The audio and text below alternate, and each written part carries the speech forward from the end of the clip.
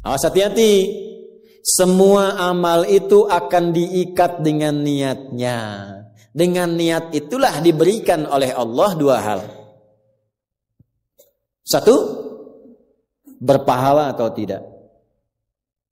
Jadi investasi akhirat atau tidak. Yang kedua, kesungguhan kita untuk mencapai itu. Jadi Bapak Ibu ini punya pekerjaan nih, ya. Serius tidaknya tergantung motivasi niatnya. Kalau Bapak niat, bakal serius. Kalau nggak niat, nggak akan serius. Anda jadi tentara nih. Kalau niat betul jadi tentara, akan sungguh-sungguh. Kalau nggak niat ya biasa-biasa saja. Ada tugas kerjakan, nggak ada santai. Anda kuliah, kalau niatnya benar, sungguh-sungguh belajarnya. Duduk paling depan, dengarkan dengan baik, catat, nggak paham nanya. Makanya masuk dengan keluar beda. Masuk belum paham, keluar sudah paham. Ini duduk, masuk kelas, duduk di kursi barisan belakang. Duduk di kelas, bangku deretan belakang. Itu kan di dalam kelas penuh dengan obrolan. Dengan pikirin. Gak pernah nanya, pulang. Mau ujian, minggu tenang jadi minggu gelisah. Pinjam catatan teman. Nah itu belum niat, gak niat tuh kuliahnya. Ya, kalau mau niat tuh sungguh-sungguh pasti serius. Jadi semua pekerjaan itu akan jadi tercapai hasilnya kalau sungguh-sungguh, kalau serius. Serius. Ya, jadi kalau melamar sekali ditolak, kedua kali, terus, 3 kali, 4 kali. Ya, kalau tidak ada di tempat itu, cari tempat lain. Ada seorang pemain biola, tingkat tinggi itu biolanya saja harganya puluhan miliar. Kalau sekali konser, itu tarifnya, tarif konser biola itu bisa di atas 1-2 miliar. Tiba-tiba dia coba iseng ngamen di pinggir jalan. Ya, jadi kalau kita di kereta di New York gitu, itu ada stasiun, di situ suka ada yang ngamen-ngamen itu. Iseng beliau ngamen, gak ada yang tahu kalau itu pemain biola termahal di dunia. Begitu memainkan musiknya, bagus musiknya, yang dikasih cuma recehan. Sekian sen. Dapatnya berapa? Ya cuma sekian dolar, 4-5 dolar aja. Padahal ini kalau manggung tarifnya bisa 2 miliar. Tapi analisis komentarnya sangat luar biasa. Ternyata manusia itu, perhatikan, kalau ingin sukses harus pandai menempatkan diri. Dia dihargai murah itu karena di tempat yang memang tidak mengetahui siapa dia. Ketika dia menempatkan diri pada tempatnya, maka berharga nilainya di hadapan Allah. Jadi kalau Anda di satu tempat dianggap tidak bernilai, cari tempat lain. Mungkin di situ bukan tempat yang layak bagi Anda untuk menunjukkan siapa Anda. Tapi mesti serius. Itulah sebabnya ada sa'i. Apa itu sa'i? Ayo rali-rali kecil. Terus lari-lari besar apa? Maraton. Sa'i dari kata sa'a, artinya sungguh-sungguh, serius mencapai peluang, naik ke atas bukit untuk melihat dengan jernih ke rahmah. Ya, lihat dari sofa sampai marwah dengan sifat rahmah. Marwah itu puncak tertinggi yang ingin diraih. Maka gunakan dengan sa'i, sungguh-sungguh serius. Kalau lihat peluang kejar walaupun dengan berlari. Kalau nyampe nggak ketemu, balik lagi. Walaupun sampai bolak-balik. Pada akhirnya pasti ditemukan yang cocok dengan kita. Sungguh-sungguh. Nah ini Jadi kalau Anda ingin serius, ingin sukses, ya mencapai sesuatu apapun serius. Yang sekolah serius nih. Ya, perwira-perwira masuk mau sekolah serius. Ya, jangan mengandalkan joki.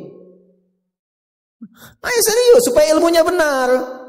Ya, urutkan. Anda juga sama nih yang di kampus-kampus dan sebagainya tuh. Ya, kuliah yang betul. Kan mau Indonesia emas tuh 2045. Bagaimana bisa dapat emas kalau nggak sungguh-sungguh?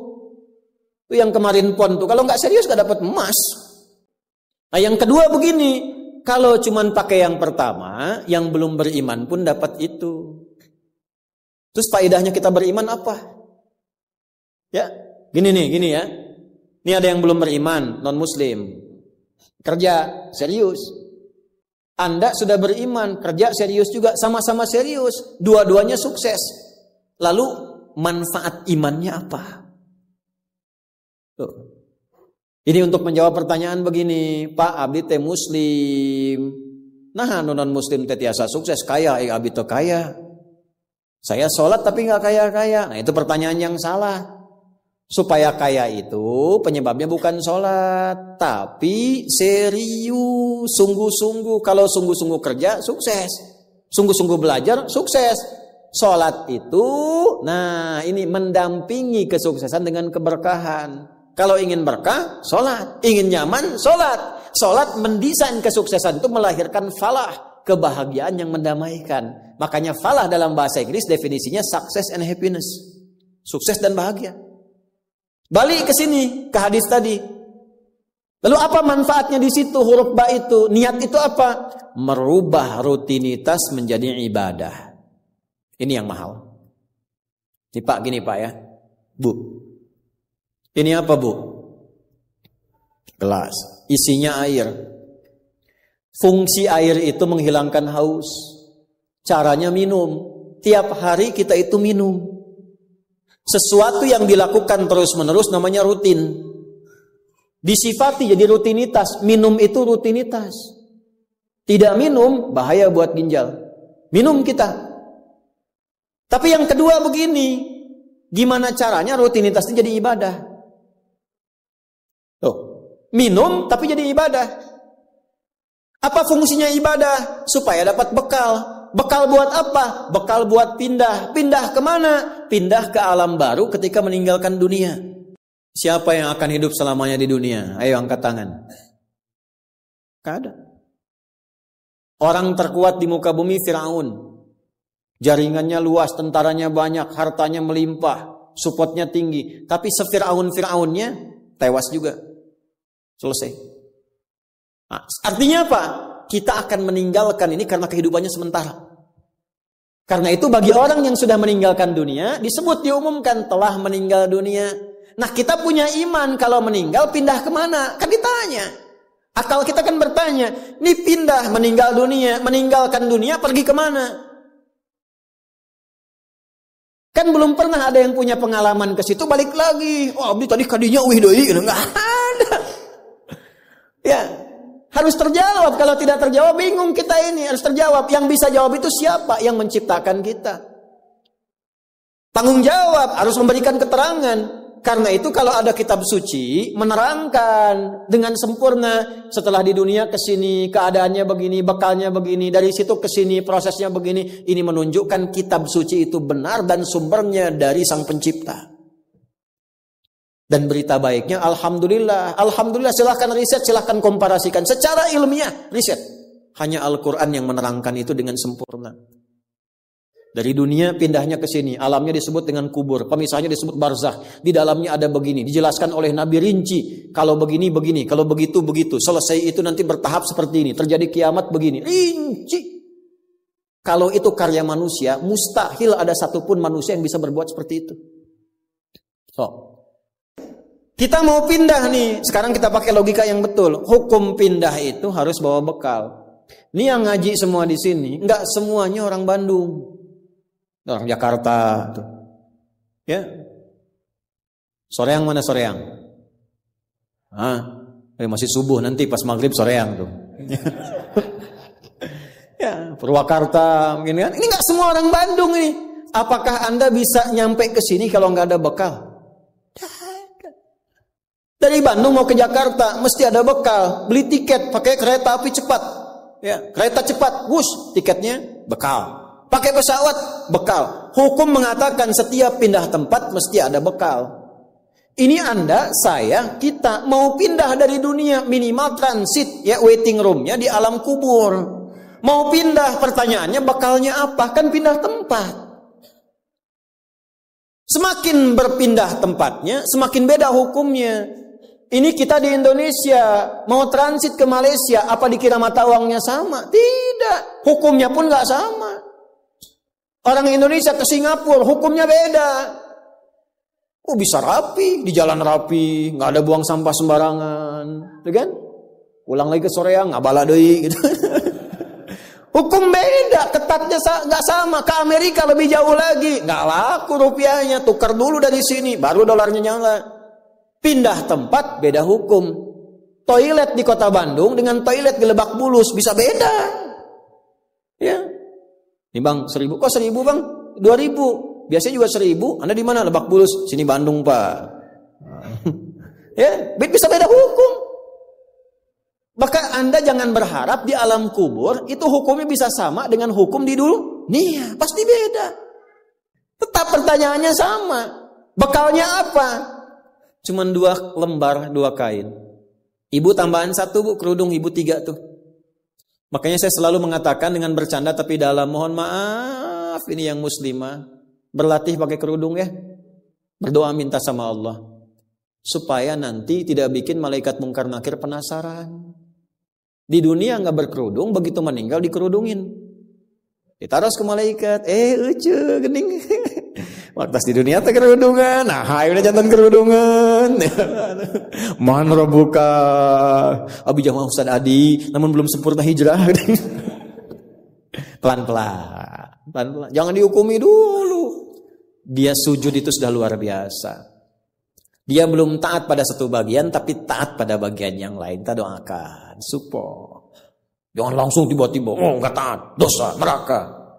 Nah, kamu neraka, aku maing wes. Repot kau gitu tuh, ya. Balik lagi, dikembalikan pada kebiasaan, pada kebaikan. Nah, sekarang mau pindah ke alam kubur, bekalnya apa? Kan mesti jelas. Baju sudah beda, nggak bisa dibawa. Itu sudah fitrah, Pak. Bapak punya warisan banyak, ditinggal. Gak ada yang mau ikut, semua ditinggal. Anak-anak tuh sudah catat warisan bapak apa saja. Ibu sesayang-sayangnya gak akan ikut, bu. Bapak jangan tinggalkan saya. Terus kata yang nguburnya, ayo ibu mangga atau mau ibadah ngiringan, nanti aja. Akan masuk. Nah sekarang pertanyaannya bekalnya apa? Ini mesti terjawab. Kalau gak terjawab, gak lengkap agama itu. Apa fungsinya Tuhan di situ? Mesti menjelaskan. Nah di Islam itu dijelaskan. Bekal yang kita bawa pulang meninggalkan dunia itu, itulah yang disebut ibadah. Itu. Setiap dikerjakan ada poin ditulis. Poin itulah nama bekalnya. Namanya ajrun namanya. Lahum ajrun ghairu mamnun. Yang kita sebut dengan pahala. Yang menjadikan itu dapat, pahala itu diraih, bekal ibadah itu dapat, itulah niat. Itulah niat. Jadi pekerjaannya tidak berubah, rutinitas tetap jalan, minum tetap minum, kerja tetap kerja, makan tetap makan. Cuma dengan niat itu di saat yang sama cara minum itu langsung dinilai sebagai ibadah. Perintah Allah, malaikat tulis. Ya, berapa tulisnya? Sesuai kadar keikhlasannya, minimal 10. Itulah perbuatan yang dianggap benar, sehingga konsepnya dunianya sukses, minum juga, haus hilang. Akhiratnya dapat pahala. Jadi dunianya sukses, akhirat sukses. Disebut baik, perbuatan baik yang dinilai sukses oleh Allah disebut hasanah namanya. Makanya kita berharap dunia jadi hasanah, akhirat dikonfirmasi hasanah itu jadi pahala. Maka kita berdoa, Al-Baqarah ayat 201, Rabbana atina fid dunya wa fil akhirati waqina. Apa tafsir hasanah terkait ibadah? Tafsir hasanah terkait ibadah pindah surat ke surat 6.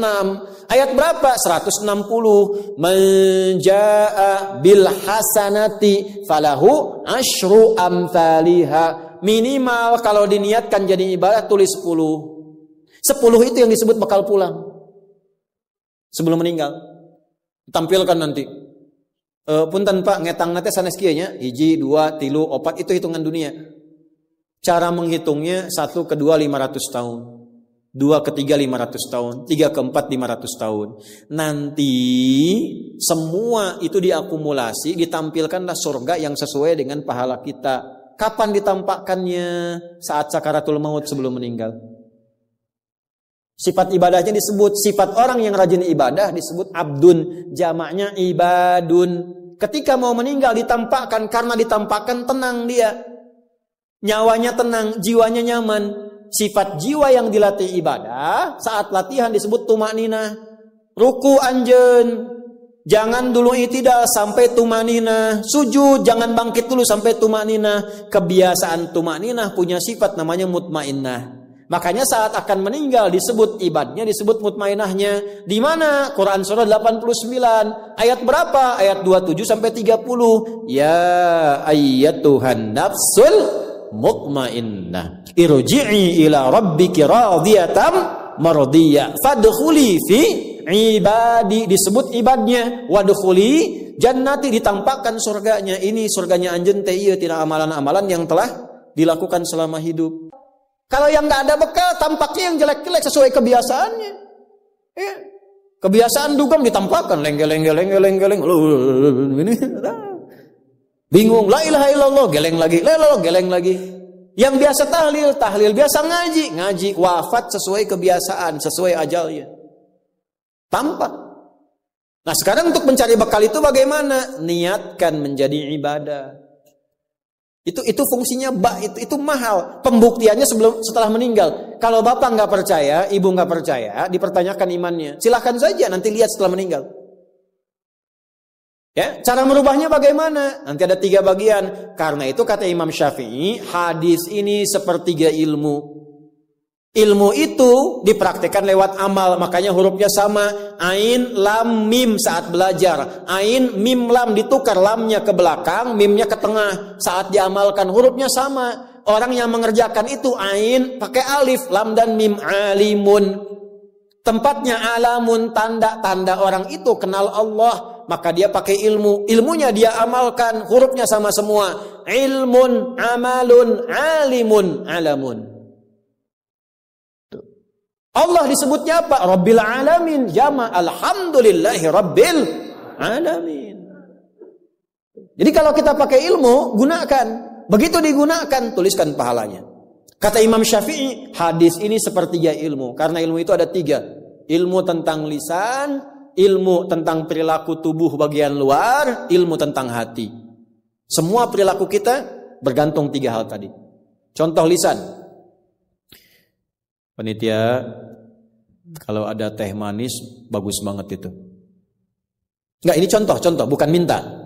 Enggak, ini saya sudah ada minuman, enggak usah bikin teh manis. Contoh aja, contoh, ya. Kalau ada teh manis bagus banget itu. Itu lisan. Begitu lisan keluar, panitia langsung mikir, aduh, enggak dibikin tadi katanya. Maka coba di belakang dibikin, walaupun ustaznya bilang contoh, langsung bikin misal contoh gitu kan. Itu lisan. Kerjakan, siap kerjakan, komando, jalan, lisan. Jadi perilaku kita kadang bergantung lisan. Makanya ada ayat dan hadis tentang lisan. Hati-hati. Kepleset lisan lebih parah dibanding kepleset kaki. Bapak kepleset kaki bisa diluruskan lagi. Kepleset lisan lama Pak. Prajurit keluar dari sini, keluar. Caci maki itu panglima tuh. Jangan dipotong videonya ya, contoh ini mah, contoh. Kepleset lisannya, selesai karirnya. Kepleset kakinya, masih bisa berjalan. Maka lisan tuh ada hukumnya sepertiga bagian hidup kita. Kedua nih, ujung kepala sampai ujung kaki, tangan bergerak, kaki melangkah. Hati-hati. Itu semua ditentukan oleh apa? Ini kolbu, amalan hati. Bapak tahu dari mana kalau orang yang senyum itu senang pada Bapak? Bagaimana taunya?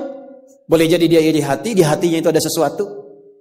Nah, karena manusia bertindak dari 3 bagian ini, maka Imam Syafi'i mengatakan, inilah hadis sepertiga ilmu. Kalau paham hadis ini, sepertiga kehidupan kita tuh hatam. Kuncinya apa? Niatkan semua hal itu menjadi bagian ibadah, maka pekerjaannya berkah, akhiratnya dapat.